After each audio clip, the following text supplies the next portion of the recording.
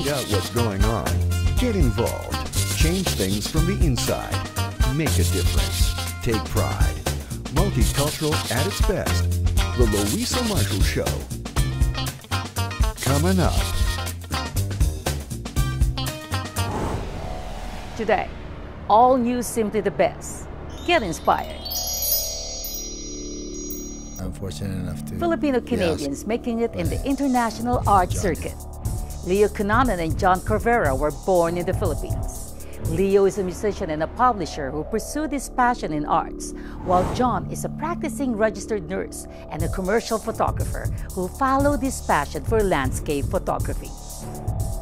Now both Leo and John are joining together at the Art World Expo. You get your inspiration everywhere else, but look at you guys. Congratulations, Leo. Oh, thanks. And on Spotlight, Sticks and Scones, a modern-day story of bullying and redemption. Some Assembly Theatre Company is now in its 12th year creating and presenting youth-driven plays with its Roundhouse Youth Theatre Action Group project. We'll take you inside the Roundhouse Theatre with Valerie Methot. With just black and white designs. Incorporating that, but please be aware of that. All these coming up. Sticks and Scones follows the journey of Teddy, a teenager who disappears for a year after being traumatized from being bullied. With humor and hope, Sticks and Scones humanizes bullies, bystanders, and those who are targeted. It also looks at the issue of cyberbullying. We'll take you inside the Roundhouse Theatre with Sticks and Scones director Valerie Methot. One and only, you'll be sorry you said no to me, you little shit. Everyone, eyes up here, please. So when Leland pulls the rope, everyone needs to yank at the same time in unison. Say hi. Hi. You guys are awesome. You're awesome. Almost so what else is going to be added? The drapes are going to be pulled in more, and there's going to be banners hanging. It was amazing. Thank you. We've been so fortunate to be in the theater. This is now our third day doing a tech rehearsal. And this is our last day, and then we move back into a small rehearsal room. So everybody's pretty excited to have had this much experience already this early on before the show opens. So we're pretty pumped. So Sticks and Scones is a collaborative work. There are 12 youth writers, and it is a collaboration, and my job as the script director is to make sure that everybody's voice is being heard in the script.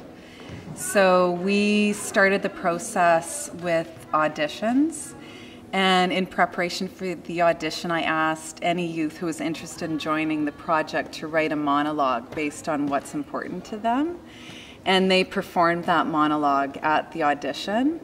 And from that we chose the 12 writers and performers.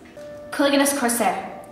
It's hard for someone who isn't beautiful or skinny or flawless or popular.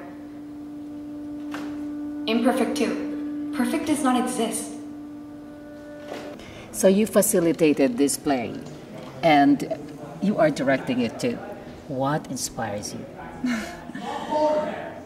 So much inspires me about this project. I had the fortunate situation when I was doing my master's at UBC in theater directing. I decided to try writing a play myself, and it was such a powerful experience for me to be able to write and say what I wanted to say and also direct it. So to have that much artistic control on what exactly I wanted to say, I wanted to provide the opportunity for youth to get a chance to be empowered by a similar process, but this is slightly different because they're not directing, they are writing and acting in it.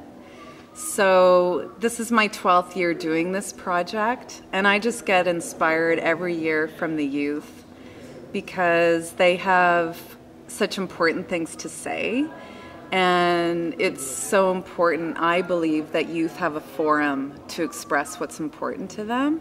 And I just think theater as a tool to express anything is such a great way to get through to an audience. Oh, Miss Victoria,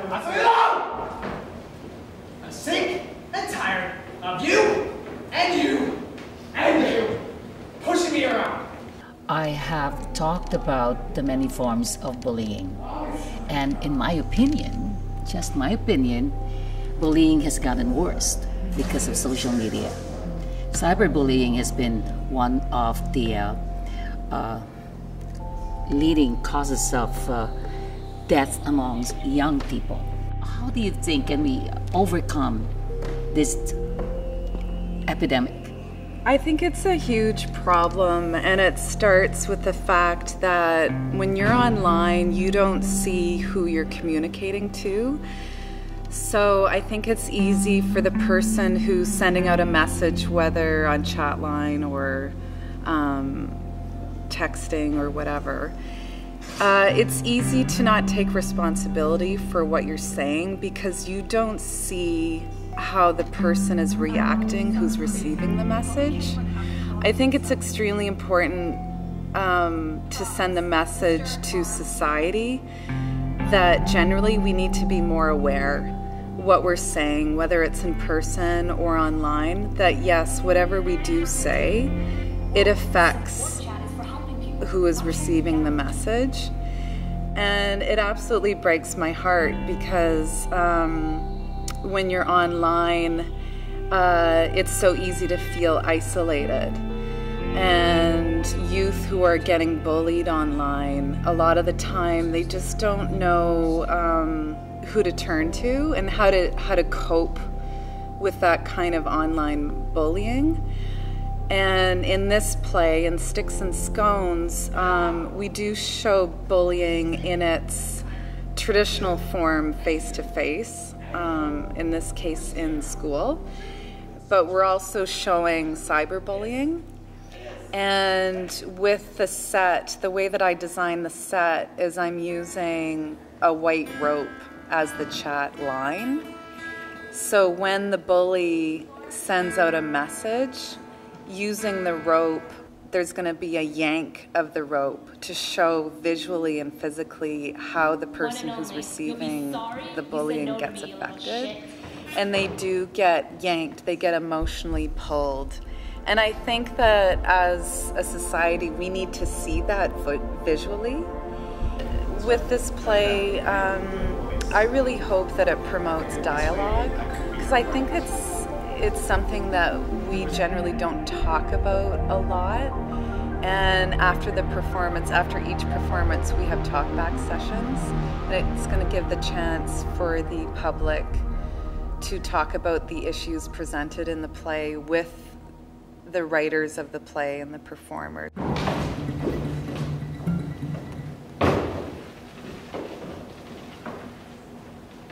Steel Helix. I am so stressed out. Bad donkey. Same here. People expect a lot. We as a society always focus our attention to the victims of bullying and the tragic result of bullying.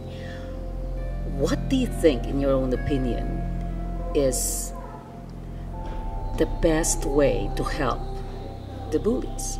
I think it's really important that we give compassion to the bullies, because my view is more times than not the bully has also been bullied at some point in their life. I believe that abuse happens in cycles, and usually if someone abuses someone, usually they have been abused at some time in their life. I think that bullying is abuse. I think that the word itself, bullying and bully, the definition has gotten a bit lost. And with this play, we're trying to show that it's abuse. And people need to be more aware of that. It's not just some schoolyard issue of little kids, you know, maybe doing slightly harmless bullying, it's actually extremely harmful, and it touches people from a very young age, whether it's name calling or physical violence. It's something that really needs to be addressed, and I think that people just get so caught up in their lives, and patterns easily get established, and we kind of become numb to that. And it's really important that we get pulled out of that negative cycle and look at the problem.